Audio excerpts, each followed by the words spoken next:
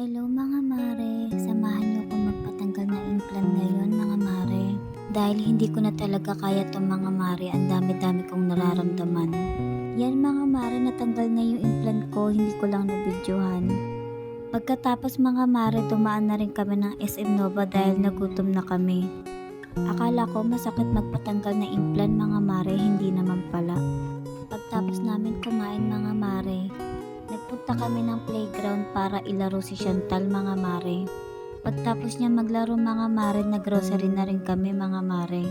Yung mga binili ko lang mga mare, yung mga wala sa tindahan ko mga mare.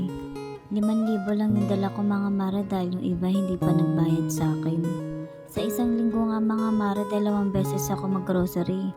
Hindi ko na kasi pinapakalbo yung tindahan ko mga mare, mahirap kasi magbuhat. Yan lang yung mga pinagkukuha ko mga mare. Mabenta din kasi sa akin itong mga sabon mga mare. Bukas naman mga mare yung mga soft drinks tapos yung mga alak mga mare dahil wala na rin, naubos na rin. Yun lang mga mare, bye.